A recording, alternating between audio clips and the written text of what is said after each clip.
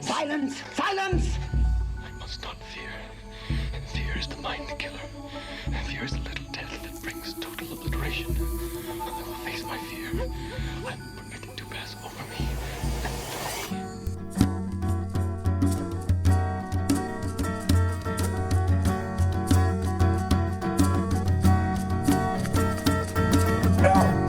No different.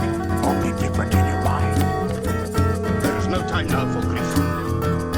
You must act there or get there. It is the world that has been pulled over your eyes to blind you from the truth. Luminous means so not this crude matter.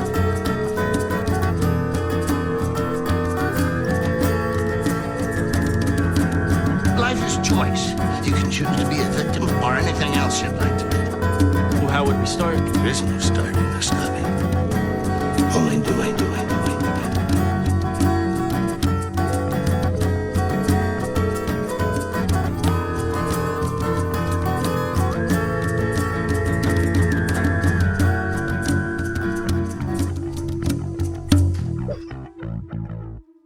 Hello and welcome back to yet another episode of Curiosus Animus. I'm here with my good friend Alexei Novitzky, aka Lucius Labs or Lucius.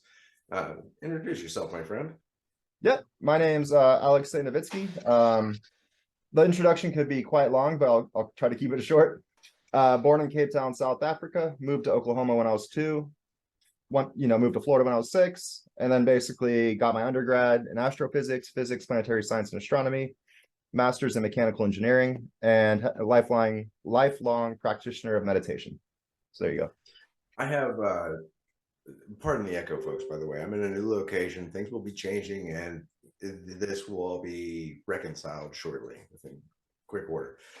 That said, I've been following Alexei for probably a little over a year now, and he has a YouTube, which I would encourage people to go at least check out, because there's information that he presents that I feel is pertinent to the way that we kind of perceive and interact with our own existence here in what we call the world. So you've written a book, correct? Yes, sir. Yep. Now in your book, you may or may not have things prepared for visual, and that's fine, but it talks about the ratio and torsion of how we perceive reality, correct? Yeah, I go into that a little bit. Yep. Now, so I'm aware that there's other institutes like heartmathinstitute.com where it talks about the human torsion field, right? Where it starts at the solar plexus and extends outward. And it seems that is something that is scalable, right? Yes. Is that essentially the gist of it? Yeah, you could say I came across that same torsion field in a slightly different way. I know that a lot of people talk about the heartbeat. I actually came across it by studying the circadian rhythm.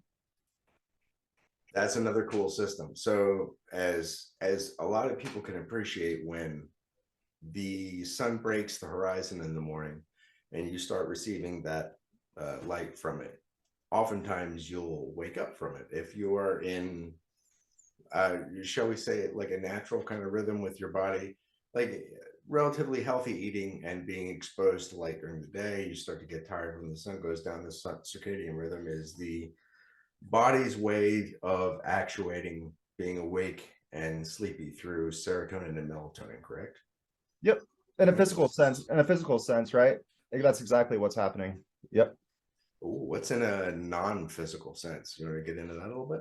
Yeah, well, I mean, that's kind of the premises of my work, is basically to show how the non-physical is what controls the physical in a way.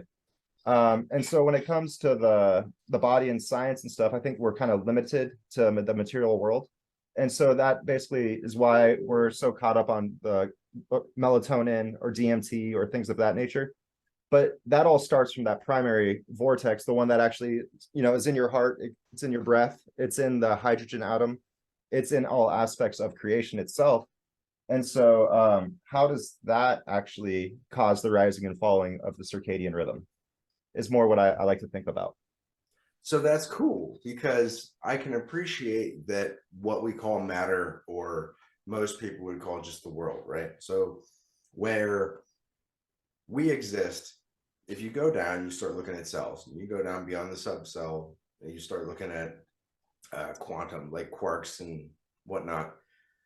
You go down far enough, and eventually you come to a place where they don't have an answer, and there is nothing in which ultimately everything is built upon. And that absent place, or that void, or whatever you want to put a name to, is the substrate from which everything else that we experience is built upon, from my point of view in education so far, mostly self-education, because the from where I'm sitting, the public education is another failure.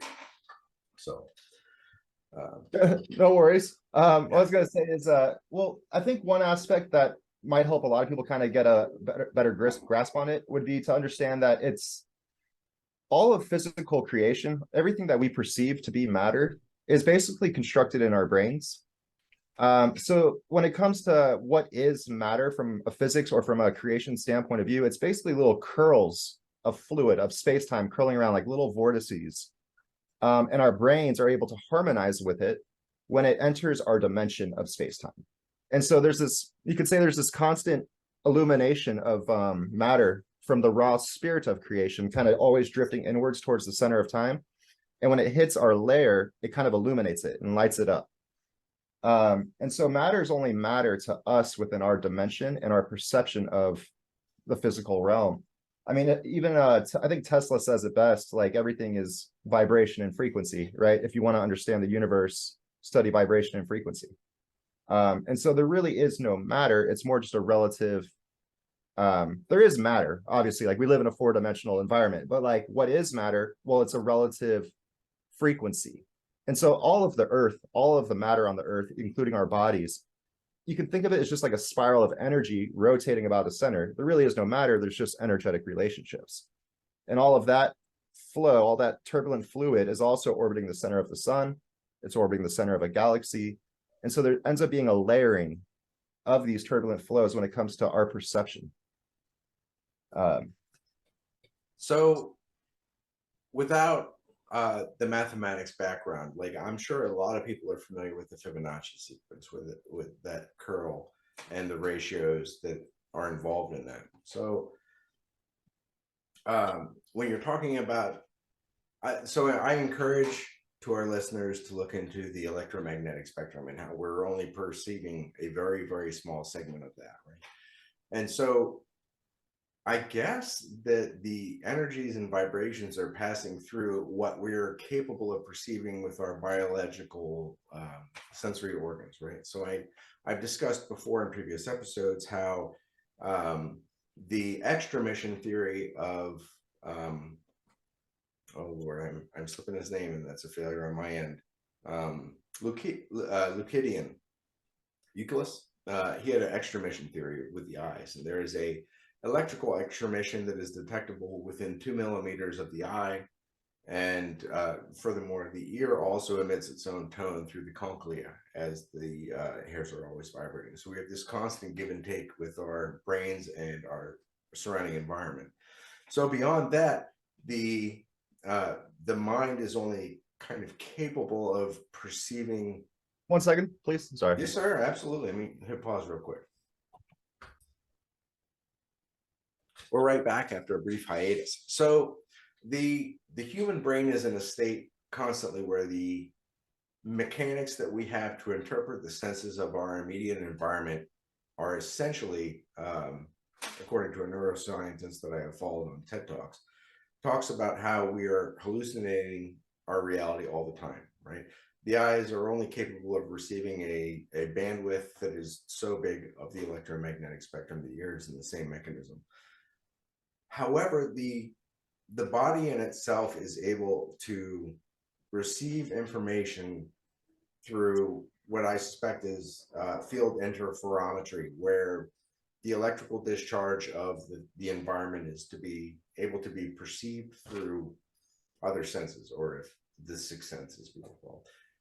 Some people feel like they're being watched when in actuality they're standing in close proximity to, let's say, a high voltage circuit breaker panel behind them. You know, there's been episodes of that on various ghost hunter channels where they feel that interconnectivity. Like our whole nervous system is essentially an electrical grid.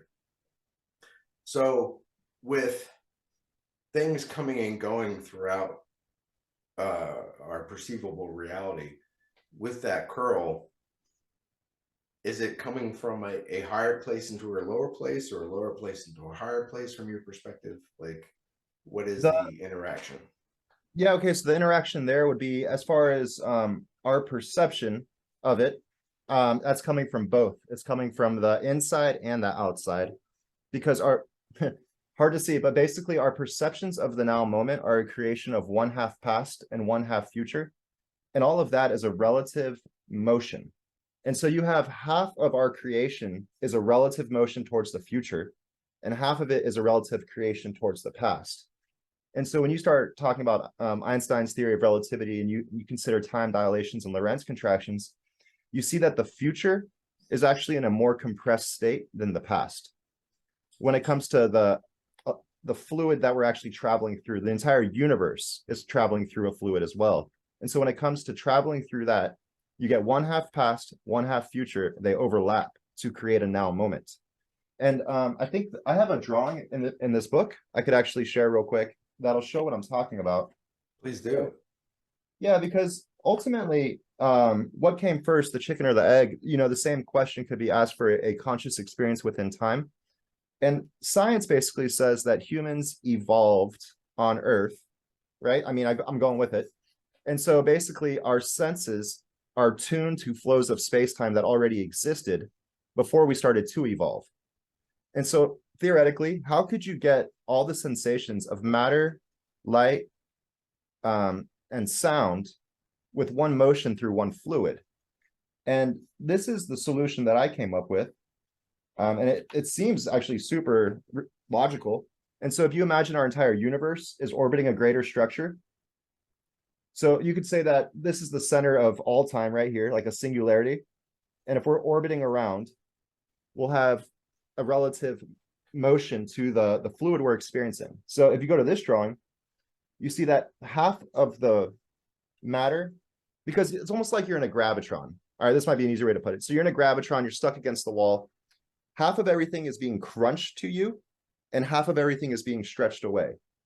But then in the past, it all reverts back to normal, because it's Heisenberg's uncertainty principle. And so when it comes to perceiving matter, it's a layering of inner dimensions crunching towards you, creating our physical universe. And then all the light we see is being stretched away. It's one fluid being perceived in a now moment. And so then that's the future. But in the past, it all reverts back to normal. So matter gets crunched from above and light gets shot down from above. And that same lines of thinking also explains quantum loop gravity. So I do think there's a lot of validity to it. And I want to show this other drawing, actually, might give us a better picture. And so, let me see. This is Again, a different. Sorry about my audio, folks. I'm sure you hear vehicles and airplanes and things. I'm going to have to close these windows. This is going to take some adaptation. The easiest way for me to explain it is that in one line, matter from below returns as light from above, and light from above returns as matter from below. And so this shows the actual crunching and stretching. Say you're orbiting counterclockwise in that drawing, you would see that you would have a relative relationship to the matter as you experience it. So our entire universe is all the physical and all the light is emerging as we're perceiving this fluid. And so we end up getting something like this, where we have one half past and one half future overlapping. So that leads me to a bunch of different questions, and I hope you don't tire of me during it. So with the image that you showed us, whereas there is a refraction kind of aspect, where the most common relatable thing that I could explain to anybody is when you're looking into water and you see a fish, but the fish is not actually where the fish is. The fish is where you are perceiving through a refraction of the surface of light, and it changes where the fish actually is versus where you perceive it, right? Right. Which I suppose could be relatable as to where people are able to have precognition. let's say, of an event. We're like, oh shit, I knew that was going to happen, or I could see that coming. And that is partially based in one's own historical experience of just, let's say, life in general, versus the potential of things to come, and where we have our information to base our projections of. Because like the brain is a problem solving machine all the time, and admittedly it is fallible and subject to trickery, let's call it. So with that last image that you showed, where there was kind of a cone going through and showing half past, half future, does that implicate, like, I keep kind of going back to the Mandela effect, where people have various memories of different kind of historical events. And I'm aware that there are like regional differences where like the Bernstein Bears effect that I learned about recently is partially in due to licensing through different companies, and so they had to change a couple letters in order to get the book out all over the place. But I digress. Right. I don't really follow too much into the Mandela effect. I think that a lot of that might be just people misremembering the past, you know. But I do speak on the ability to have that intuition of an event about to come, somewhat looking into the future in a way, and how that could work. And it might be challenging again, but if you have, so I didn't mention it earlier, but basically all that we're in a black hole, right? Creations exist within a black hole. We can't see past the edge of the universe, the visible universe, because it's accelerating at the speed of light outward. And we can't see into black holes because it's accelerating at the speed of light inward. And so our entire dimension is a relative layer within a black hole, ultimately.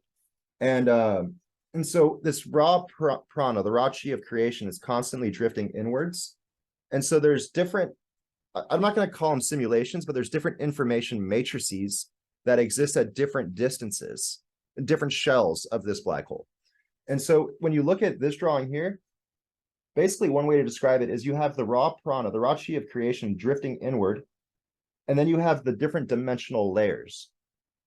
And so based off of what I call the golden spot, meaning how close you are to your perfect center, is how well you'll be able to transfer information through those different dimensional layers. Because it's all about an electrical connectivity to the raw spirit of your creation, ultimately.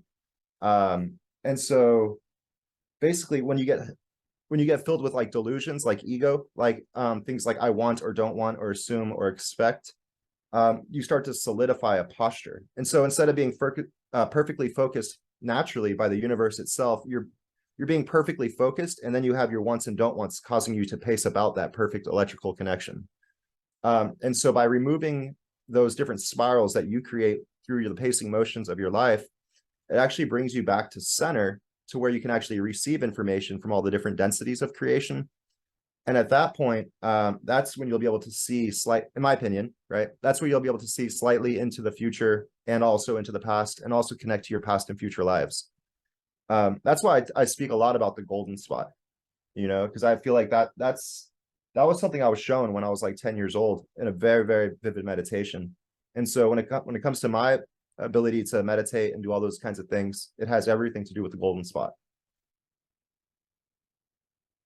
I think you're muted right now. Whoopsie. Thank you. I appreciate that, Alexei. Yeah. So that's interesting that it boils down to electricity or electrical conductivity, right? Because like our entire nervous system is essentially like a electrical storm going on all the time. And that's rad that that golden spot, or that place where you are more neutral, which would, so all right, for the folks who don't know, both water, electricity, and force in general, like when it comes to explosives, everything always travels in the path of the least resistance.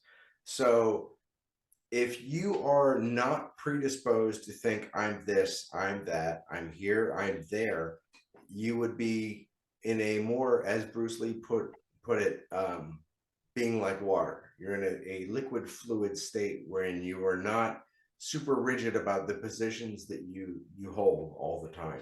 And that's not to say that there are kind acts and unkind acts, because I definitely buy that. Like, I have my own perceptions about things, and I wouldn't want to mess with anybody else's ride down here where we're at. So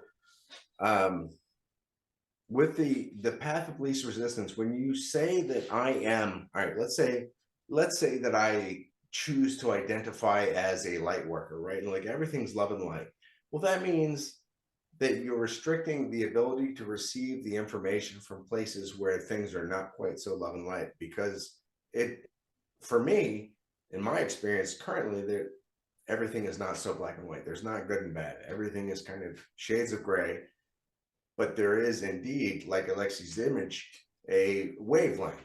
Things do happen in waves. Things go up, things go down. You have good times, you have bad times, and everything has its own value. If you can't appreciate the bitter of salt, where can you find the way or the contrast to appreciate something that is sweet?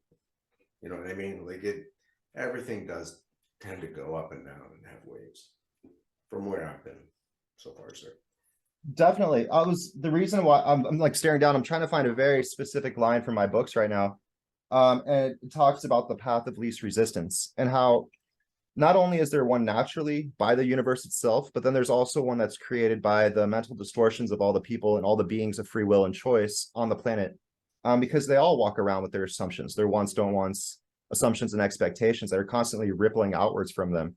And so when you have two people overlapping and they have thoughts that collide, there's literally a stress, and stress is like a force, and stress creates strain, which is a deformation to that raw fluid of creation. And when you have deformations, you create pressure differences. And so it's almost like a walking trail is formed in the woods based off of the conscious thoughts of everyone on the planet. Because you could consider the earth before it even had mind on it, meaning beings of free will, free will and stuff like that. And we would basically all objects, water, rock, all that stuff would be perfectly focused to what I would call the golden spot. But now you have beings of free will and choice, and you also have all these delusional expectations going on. And so people are constantly pacing about a perfectly focused center, and all of those, every single person on the planet overlapping with their ripples creates a path of least resistance. And that ends up being the flow that people take if they're not using their willpower, or if they're not like stepping into their power and understanding, because we're always existing within a flow of space-time. And that flow of space-time that we exist within naturally is that path of least resistance. Yeah. So I talk about the path of least resistance and how it's almost like a walking trail in the woods for deer. Oh man, I'm not sure I can ask you to repeat that last sentence again, but so when it comes to the overall path of least resistance, right? Like, so then we start getting into a different section a little bit where we talk about like mass consciousness, where it is affectable through, let's say, media, right? Like, we have our various groups have their favorite news agencies, CNN, Fox, NBC, name it, right? And so all of these people tend to focus their mental energy into their own perceptions of the way that reality is.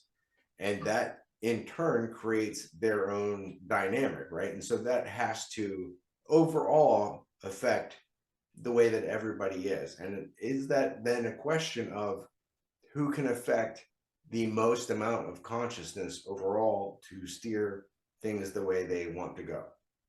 And so the easiest answer for me to say is the person with the slowest mind, meaning the slowest mental vibrations, will have the greatest effect on the incoming universe. Because people that are activating, does that make sense to you already? Yeah, absolutely. People that are activating on Twitter and Facebook and Instagram, all that social media stuff is basically the end result of all of our creations. And so you can't ever actually like move society from posting on Facebook or posting on Twitter. If you actually want to move society, you need to be in that long wave, connected to the sun, connected to Earth, connected to the galactic center even. And like, and this drawing even shows it better ultimately, again, because what I like to say is our universe, the green shell there, is our awake state, alpha and beta waves of conscious experience. The red sphere is what I call the lower verse, which is your delta and theta wave patterns. And so delta and theta wave patterns basically work with the subconscious mind, and they work with the assumptions and expectations of a lifetime, but that's in the pre-manifest realm before that energy even hits our dimension of awakeness. Because if you consider the human body to be a collection of waves somewhat, and everything's relative, all relative vibrations, we're in a black hole, energy is constantly spiraling inwards. Well, we start reorganizing, is how I say it. We start reorganizing the light state from the greatest reaches of our consciousness. And the greatest reaches of our consciousness are those delta and theta waves. They're the biggest waves of our creation. And so as that energy starts to come in, we manipulate it to be what it is at the end state. And so that's why it's so challenging in a way to, you could say, get people to think in a more positive way. And it's because media has such a grasp on people. It's built their assumptions and expectations over a lifetime. And so I made a post earlier today. It's like, how good of a deed do you actually have to do in order to get the same media coverage that people that do wrong get? Right? Because it's not that hard to go do wrong and then get on every single channel in the country. Or, I mean, you go do something good, are you going to get that same motivation? And so that's just one subconscious like enhancer, you could say, to go more towards that negative path. But more what I was getting at is like, if that's all we see all day, those assumptions and expectations are what we think reality is. I'm actually about to make a short video about this at sunset right now. And it's like, we need to become aware that our assumptions and expectations massage the universe before it is created physically. And if we're all walking around assuming that something bad's going to happen somewhere or expecting something bad to happen somewhere, we're tossing those pebbles into the pond of creation, and we're making it more and more likely. We're making that the path of least resistance by believing that it is so. And so that's where there needs to be somewhat of a retraining of the subconscious mind, but of every person on the planet almost, because we're all born into different fractals of creation. Like, I'm born in America, that person's born in Russia, someone's born in Ukraine, someone's born in China. And so now we already have these base identifiers that people need to, for me, it was kind of a common thing because I was born in Cape Town, South Africa, moved to Oklahoma. And so I was like, oh, well, I'm over there. People act different here. People act different in America. So by traveling, I was able to basically see that depending on where you're born is how you're going to act. Right. And so I don't see why people aren't more understanding of that, to begin with. Like, okay, so people from that country act like that. You can not say expect things like that, but, don't be shocked when it happens. But at the same time, you're no better than them and they're no better than you. And right and wrong is very relative, and people only know what they've ever been shown. And so if you go around just automatically dismissing people and like not trusting them, pushing them away because they don't have the same values, well, you're not helping anyone grow, really. You're creating walls. You're creating paths of least resistance. And so ultimately right now, through the media and all those subconscious propagations, we've created so many paths of resistance to where we kind of, what I'm saying? We're going to be clashing into each other until there's a fundamental change. Right. Yeah. Like as the onion has layers, so too are we creating these micro differentiations where people are no longer choosing to communicate within various paradigms. You're blowing my mind. So when it comes to what you're talking about, the slowest of the, all right, let's say energy starts from the center and whips outward, right?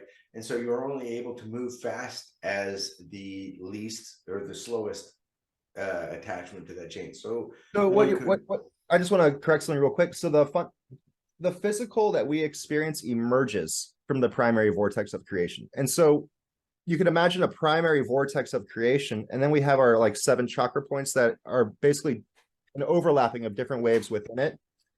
But matter, light, and sound emerge from that. And so that's why it looks like everything grows from a Planck scale outward, is because that's our perceptions being stretched away and crunched to us. But when it comes to like the actual 5th dimensional creation of all that stuff, it's basically perfectly stepped and perfectly laminarized in a nice vortex. Laminarized. I like that word. I need you to explain it because that's I use that word a lot just because consider a river. There's places where there's rapids and the water is very turbulent. So you could call that a turbulent flow. Laminar is where the water is like smooth like a rope, like it never changes, perfect gloss, perfect water coming in. And so if you want to imagine the raw chi of creation spiraling towards center in a perfect flow, I would call that a laminar flow. But when it hits someone that's holding a lot of delusions, it creates distortions, and those distortions create turbulence around that person. Would a parable be the various oceans that differ in salinity and temperature, where they meet but they don't actually interact? Yeah, and so that's a really interesting point what you just made, and I would almost say that's like the edges of two countries coming together, though, because it's like two big laminar flows, and then they hit and they never actually combine. So yeah, it highly related to that. Okay. Yeah, it's all For like cultural reference kind of thing. Like this country has this set of cultural values, this country has this set, and that line in between doesn't necessarily lend to interaction. yeah, well, yeah, because they've created mental barriers based off of the assumptions and expectations. To say that I am this directly implies that I am not that. To say that, so for those out there who haven't already taken a really dark, nasty look at their own history and things that they go through, we do definitely tend to overall, and if you haven't experienced this yet, buckle up, because you probably will, where you see aspects of someone else and you tend to resent or reject it. But if you're willing to look inward, you will find that you are the exact mirror image of the thing that you don't like. There are always aspects within ourselves that represent, let me rephrase this. There are aspects of other physical representations of the ultimate consciousness that we see ourselves, and we don't want to perceive that we also have that potential, or to some degree already possess that trait. And so saying like, I'm not judgmental, he's judgmental. And in that exact act, if you're willing to digest that, then you're willing to take a look and say, damn, maybe I am judgmental.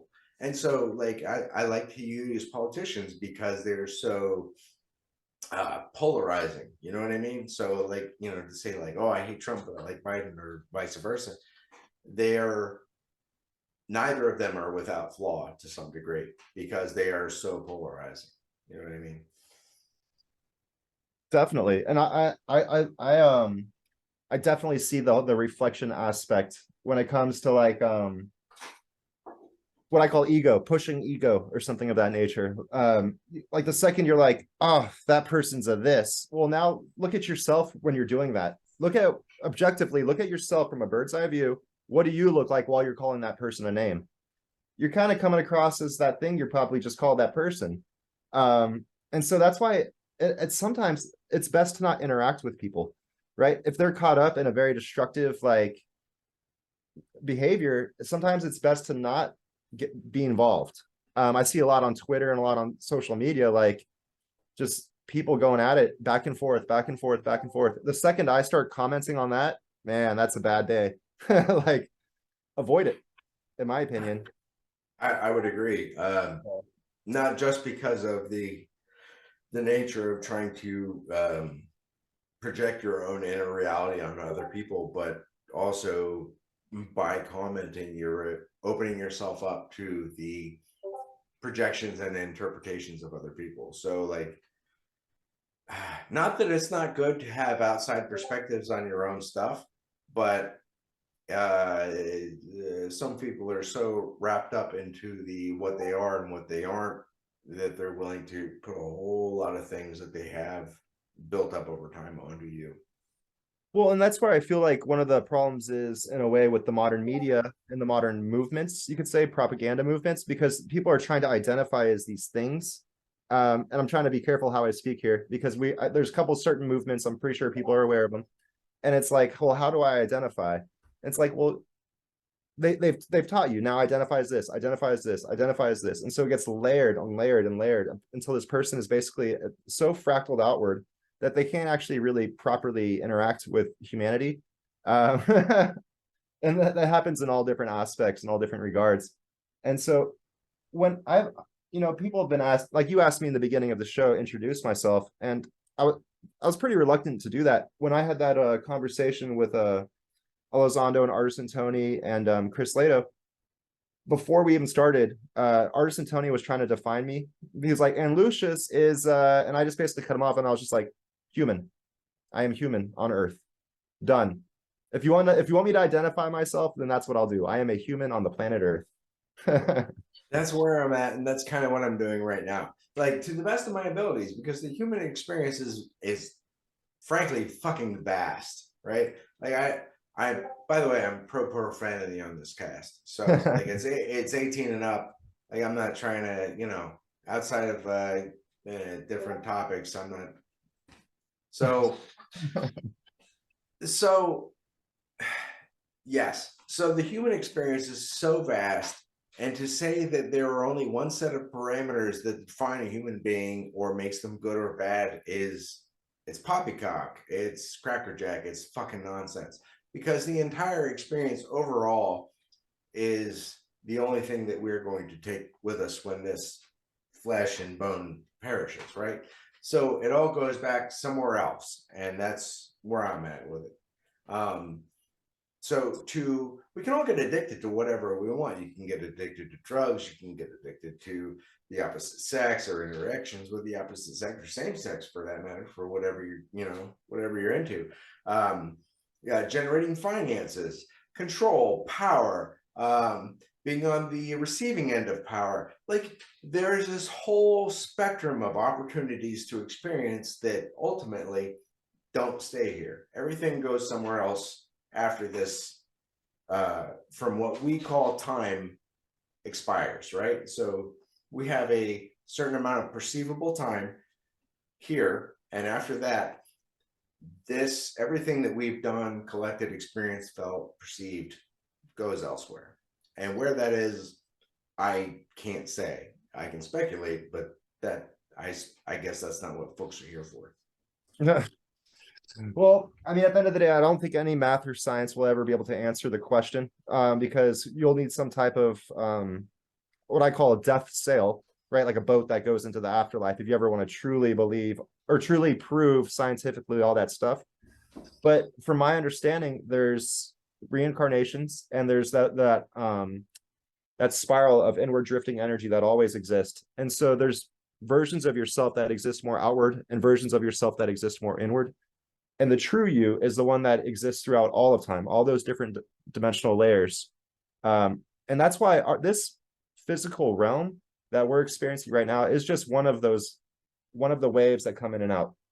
It's just a wave pattern. I'm not saying your life is just a wave pattern, but if you want to talk about reincarnation and you want to talk about the raw energy and the spirit drifting in through a black hole, it's just a wave popping in and out, wave popping in and out, popping in and out. And if you align yourself properly, to what I like to call the golden spot, well, then for the first step is your dreams will become lucid, because in order for to actually stay lucid when you go into dreamland, basically your beta and alpha waves need to pack properly into the delta and theta waves. What I mean by pack properly is like a perfect compression to where there's no offset distortion or any like interference rather, but like more like a perfect harmonization. And that same energy system goes to the past lives all the way, and it keeps going to your past lives and past lives and past lives, but it also keeps going all the way inward to future lives, future lives, and future lives. But the thing that doesn't come along with us is my house, right? Are the trophies, are the other stuff. But what does come is the knowledge. And in my opinion, again, always to be very clear, is that knowledge and that spiritual oneness, almost the ability to be confident without having all those other things, because you have like a subconscious understanding that you are exactly where you should be at all times. Almost, it's just instinctual knowledge that I think gets passed through, versus when you're offset, you're not able to interact with your instinctual knowledge. So to that regard, I've oftentimes just had an overwhelming sense of like, everything's going to be okay. Like, just keep kind of doing what you're doing. And I've also had the experience of wanting something really bad to the degree where like I know something's coming, but I start second guessing myself and I get in my own way, as they say. So like, you know, instead of just being shown an image of a candle that's in black and white, and they say, well, what color is the candle? And instead of saying red, you say red. Wait, no, purple. And fuck, turned out to be red in the first place. And so that that not trust in the initial primal outreach from that like small quiet voice within you,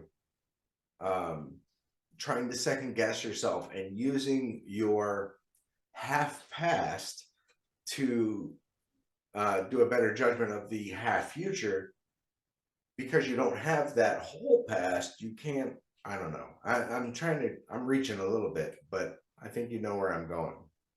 Well, I kind of I had an idea, but then I kind of drew a blank. No, but like what was I gonna say? Sorry, if you just want to rephrase that one more time. I definitely had something to say to that. So without having a whole past, because we only have half past, half future from where you're talking about, right? So what you're talking about is speaking on doubt, or insecurity. And so I like to use different words because doubt can seem kind of religious. Same with the word faith, right? So instead of using doubt and faith, you can use words like insecurity and confidence. And so do you have confidence in your intuition, right? The gut vibe of what you already know to be true and what most likely probably will be happening anyway?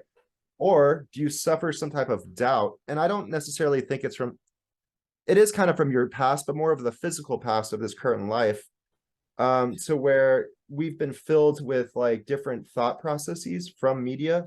For example, if you don't have a certain type of car, you're not going to get the girl, or if you don't have something, you won't get something else. You need something to get something kind of thought process. And so that's where doubt gets instilled, or insecurities get instilled, because you have a gut natural instinct. Go over there, talk to that person, things are going to be great. Now, instead of going and doing that, you say, okay, go over that. Wait, did I comb my hair yet? Have I brushed my teeth? Do I smell bad? Like all these weird little doubts, right? That ultimately will stop you from just going with that, what I like to say is the greatest laminar flow of your creation. Because instead of just going with your spirit and your heart and doing what you know is true, you start to pace and you create a turbulent flow about the manifestation. And so that's a lot of times why I never actually even tell other people about the things that I'm about to do before I do them. Because the second that I tell someone else, now they can also instill doubt, because it's the overlapping of all ripples. So it's almost best to get it done and then tell people about what you did after. I've had my own suspicions about what people project onto the secret societies. And one of the things that I came across from that is the reason that people keep so many secrets within is because if we perceive ourselves as a point of consciousness across, let's say, a flat board, right? We all have the same amount of effectual power, right? Like you can go positive or negative for whoever is whoever. The minute you project your intention or what you plan to do, let's say someone says, I'm psychic. And as soon as you say that, someone else can say, no, you're not psychic, you're delusional. That creates this antithetical effect where they can counteract your intention. And so where we are many points on I don't have a parable, a bed of nails, right? Of psychic energy, where somebody can say, you know, this is going to happen. Other people, as soon as they perceive the influx of, let's call it psychic energy, where someone says, oh, this is going to happen, they can say, oh, no, it's not. And they can begin to mitigate energetically throughout, I suspect, all time, the effect of the intention initially. Yeah, I think so. I mean, the way I see it is the earth is a pure pond of overlapping electromagnetism, like a perfect pond. And every single little being on it, meaning all of us with our choices of free will, and don't want and assume and expect, or even doubts or insecurities, are just constantly throwing pebbles into the pond. if you have a crowd full of people saying you can do it, you can do it, you got it, you can do it. Like I used to teach a lot of Taekwondo. And so I worked at after school martial arts program, and I would teach kids how to break boards and things like that. Now you get the whole room telling the kid he's not gonna be able to break the board. Okay, imagine he's a 5 or 6 year old kid. Get the whole room, tell him he's not gonna break the board. He might even go just cry and not even try to break the board. But now you get that whole room and you tell him you can break the board. The kid will walk up and break the board, like full of confidence and full of life. And so that's just the one small and a kind of an extreme example because you're working with children. But at what point do you ever really truly stop learning? At what point does that stuff not really affect you? And I would argue that those kinds of thoughts will affect you until the day you die. And so it doesn't matter if you're a child or a grandpa. I think we should all be always like cheering each other on to reach our goals, and there's a lot of friction in society because of stuff like that. That sounds like inertia with an E, right? Like forward motion perpetuated by further acts that continue the forward movement of force. Like fair point of contention, everybody. He has a lot more mathematical education than I do. I've got a GED, that's it. He's got astrophysicist stuff going on. So that psychological energy when it comes to someone's self-confidence as to how they are propelled forward, I can see how that plays a big role in absolutely everything. It relates back to what we were talking about earlier with the path of least resistance. And so that room has created a path of least resistance. Either towards not, right? Either towards not breaking the board or towards breaking the board. Just the simplest example we're doing here, like a little kid trying to break a board in Taekwondo class. You get it black and white, as so many people say. Yeah, we've collectively created that path of least resistance. Yeah.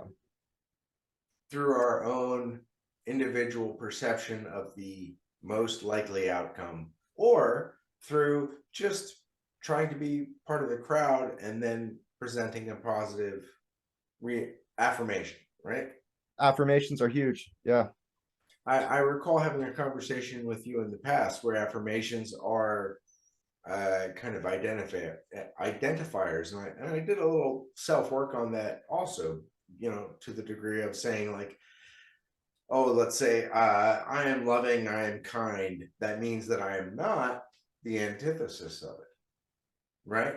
As opposed to just saying I am who I am and I am entitled to whatever I feel or perceive given the circumstances that I am presented with. It is very circumstantial, but I think that there's a fine line between overusing them. You could use them too much to the point where now, like, I am God, I am almighty, and I am the creator of all, and almost bow down. Like, so I think there's a healthy aspect to affirmations, because if someone's always suffering from like depression or something, and they're constantly just feeding in the back of their mind, like, I can't do this, man, life is hard, I can't. Man, every now and then it might be helpful for that individual to use what I call ego steering, and by knowledge. Okay, so it's all, for me, it's all about getting back to your golden spot. So if you're perfectly centered at center, and now you have a doubt, you've come to the negative side over here, use your affirmations to bring you back a little bit past it, and you'll have a pacing back. It's always a pacing about the perfect center. So like, but if you overdo it, now you think you're God, you think you're all these things, that's a little bit too much, and it's ultimately going to pace you back to that perfect center. And that's where, so when you're at your perfect center, just to elaborate a little bit more, any thought, want, don't want, assumption, or expectation will cause you to get off your perfect center. And that's where you'll have that spiraling about it until you settle back down. And so that's within a fifth dimensional sense, is the pacing motions of our lives and how they create distortions within the bigger flows of space-time. And so when it comes, going off topic a little bit, so when it comes to tulpas and demons, and you could even say like UFOs from denser creations, they typically will come from distortions that are created by our postures. Because when we hold a posture of offsetness, it's a spiral that's going away from source towards where you want to be. And spirals of primal fluid act like habitats, because ultimately our entire creation comes from a primary vortex, but it's all as above as so below. And so as this raw energy of chi hits our dimensional layer, the distortions that we create also act like habitats for denser harmonics of creation. So for those listening, it might be a good allegory to say that where the chakra system in most instances portrayed through a picture has everything in a line, right? If you were to be, let's say, from 3 to 4, right, where like we experience 3D and let's say 4D is time, for argument's sake, that little section is where you're experiencing things, and it can get skewed one way or the other. Am I understanding that correctly? I was more talking about just how, well, there was a couple different things, but basically like so you're perfectly centered. When you have a once, it'll pull you off centered. And so now you've created the easiest way to describe it also too is to say that like, so the universe is expanding from every single point in space-time. And so every single point in space-time is almost somewhat Fibonacci spiraling outward.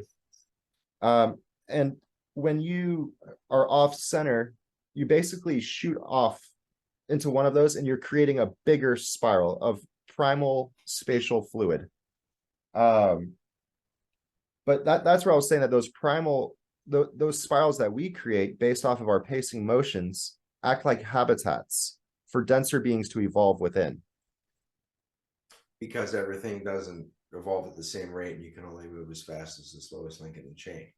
Well, it's all relative to the inertial reference frames. And not to get too religious, but basically, you know, something started the greatest primary vortex of creation, and that the fingerprint in that is the Fibonacci spiral, which is found in every single aspect of creation. And so that's a primary vortex. But as that raw chi is drifting towards center, it hits our dimension. And when it hits our dimension, we basically also create little vortices that spiral off of us. And so it's all relative. It's all about a synchronization of fifth dimensional energies, because human consciousness itself, you could say, was awakened the moment delta, theta, alpha, and beta harmonized in a vortex to create a tidally locked fluid. And that's why we have the circadian rhythm ultimately. It's challenging to see because the physical is manifested from our fifth dimension. And so we have this primal vortex. Our brain waves ultimately are superposition of energy orbiting within a whirlpool or a black hole. But when that energy from the outer realms hits our layer, we create relative distortions as well. And so it's the fractalized universe. And so the relative distortions that come off us are spirals of spatial fluid. And if you hold a posture of delusion or a posture of like I want or of an ego for too long, that vortice will somewhat solidify and become like a really nice spiral to where you could say 6 or 7 energies will get tidally locked. And you've created a habitat for denser beings to now evolve within. And so that's how you can potentially be pulling out Jinn and Tulpa through your meditations. And that's how a lot of that esoteric type of stuff works, from my opinion. Again, you know, my understanding. Yeah. I have to have you back on because dude. So like, no, honestly, excuse me. So I can't help but be kind of drawn to magnetism, right? So like I'm self-taught when it comes to electricity and magnetism. And as I'm learning that magnetism is essentially gravity, and so when you have a separation, you have these two, you know, counteractive magnetic points. You create, excuse me again, folks. These one could say like an eddy current, right? Like where you have an offshoot of energy and spiral into its own, right? So some folks talk about what is the word that they use?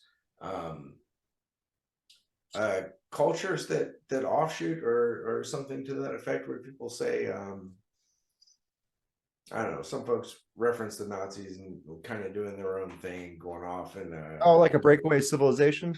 Thank you, the exact phrase I was looking for. So you have a situation where by taking these hard stances instead of just kind of staying loose and flowing in the nature of things, like a bear or a wolf or a cat or a fish or a bird or anything else that is simply existing in pure existence, without focus on whether it is this or it isn't that. It simply is what it is, just as we are what we are, no matter what we experience. We may choose to take certain stances based on the experiences we receive and project. Excuse me again. You can create a energetic path for things to take a completely different turn. And that's not to say it's good or bad. It simply is, right? That's kind of where everything is. Like a lot of people say, oh, this is good and that's bad. Well, is a lion bad for eating the gazelle? The spider bad for eating the fly? They simply are doing what they are doing. And it's not good or bad. It just is. Yeah, to go off that, I really don't think that a lot of people say like the human being is inherently bad. Or I disagree with that state. I mean, maybe not. I don't. I think people always try to do their best, and I think that we only know what we've ever been shown. And people grow up in different cultures and different environments, and they're just trying to do their best. So I don't. I understand that sometimes someone's best might come across as like a really bad act, but people only know what they've ever been shown. That's all I can really say on that one, you know?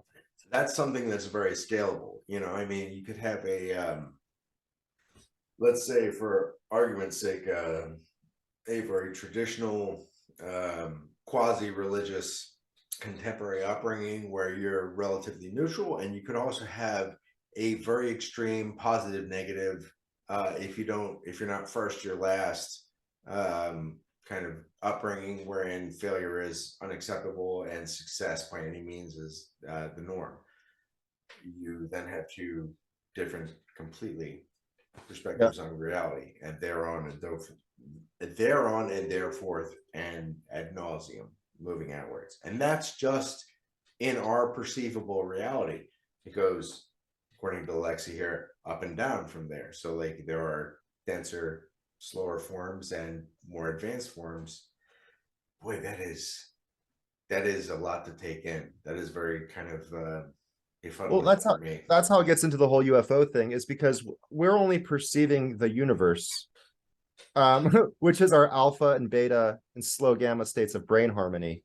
But there's also, just like you mentioned earlier, how there's that very thin visible spectrum of electromagnetism. We can only see the visible spectrum from blue to red, but there's radio waves all the way to all the way to X-rays kind of thing. And so the same is true with the conscious spectrum. And we're basically a human being tuned to a relative flow of space-time, and we only perceive physical reality when we're in alpha, beta, or slow gamma states of consciousness. When we're in delta and theta, we're dreaming, we're meditating, or we're deep sleep, you're completely out, typically. But then you also have, on the other side of the spectrum, slow and fast gamma. And when you hit fast gamma, you typically have an out-of-body experience, and that's also the same vibration that people go through with when they're having their near-death experiences, right before they pass away, kind of thing. And so basically, our universe is a very specific conscious frequency. The pre-manifest is also a conscious frequency, and the afterlife is also a conscious frequency. But those are all relative to our perception of time. And so slower than delta would be another wave, and even slower and even slower and even slower. But then there's also faster and faster and faster than fast gamma. And again, it's really hard to see for some people, but like we said earlier, like Tesla says, it's all vibration and frequency. And now combine that with Einstein, it's all relative vibration and frequency. And so our beta wave of human perception is literally just blinking to the universe. But there's also denser vibrational sets, you could say, and less dense vibrational sets. And all of those potentially act as habitats for beings to evolve within and to exist within. Yeah, I look forward to our next conversation because there's so many points of interest here. So, for example, when you talk about our perception is blinking all the time, it makes me think of the flicker rate of the human eyeball versus the human, or excuse me, not human, the flicker rate of the cat's perceptual reality. We have these different rates of perceiving the environment in which we're in. Beyond that, I definitely wanted to touch on in this first dialogue between you and I about the compression of the various brain waves, right?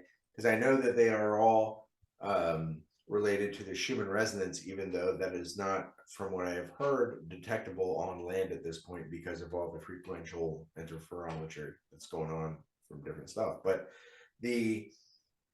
I myself have had some experiences and dreams where I end up being in a location later on where I've already been in the dream state, and I know that I don't want to go into that particular house over there because nothing good will come of it.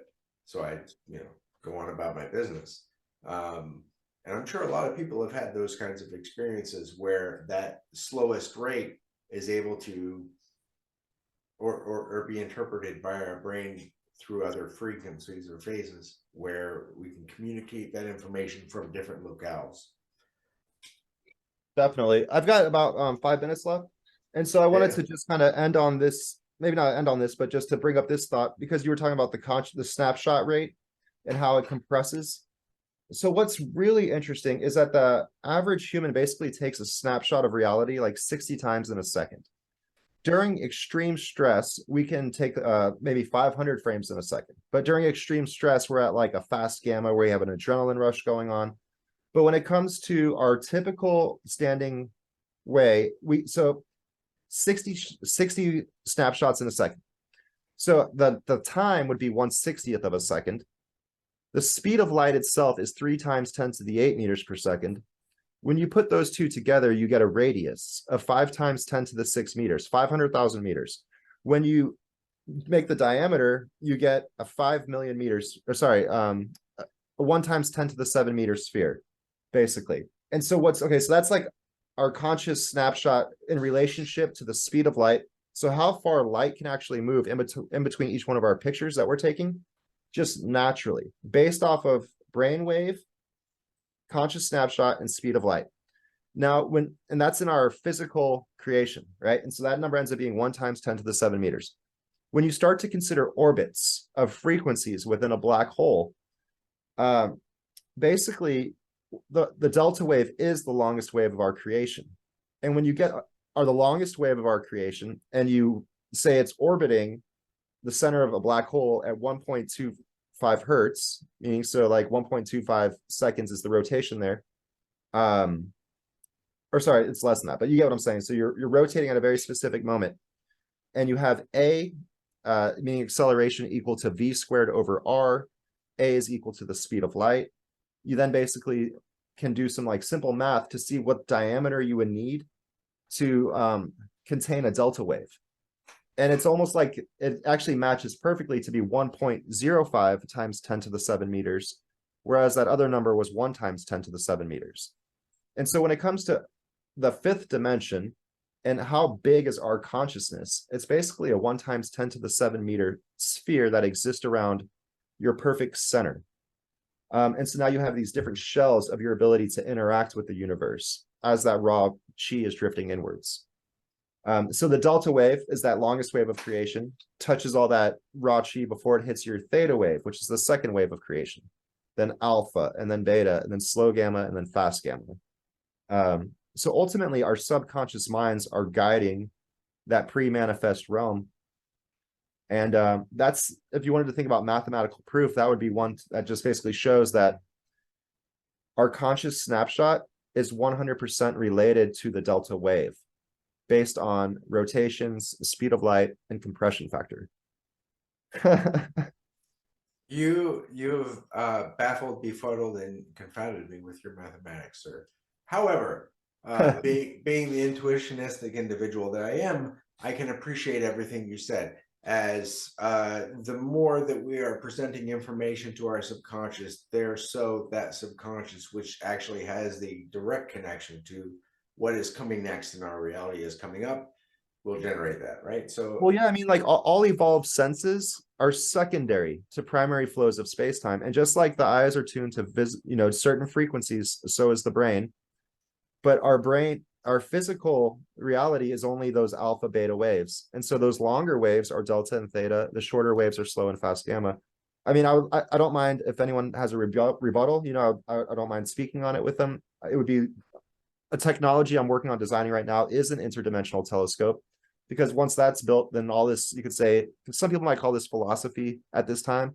Well, it's only philosophy because we don't have scientific tools. So once you create the tools, you scientifically test it. It's no longer philosophy. It's more of like, this is kind of what's going on in a physical sense. You know, Alexei, please tell everybody where they can find you. I have my work at www.luciuslabs.com. And then on YouTube, it's my name, Alexei Novitzky, Twitter at the skate case. And that should probably be pretty good. Alexei, I do hope you agree to a second and maybe a third encounter here on Curiosus Animus, because this is a very fun and opportunistic, well, on my end, opportunistic dialogue where I get to really dig deep into some meat as opposed to just milk for the babes. You know what I mean? This is really deep stuff, and I'm sure not everybody is going to get it, but those who are picking up what we're laying down will most certainly appreciate it. So again, thank you very much. I appreciate your time, and I hope you have an outstanding time at the beach this evening. Yes, sir. Thank you very much. Appreciate it. Yeah.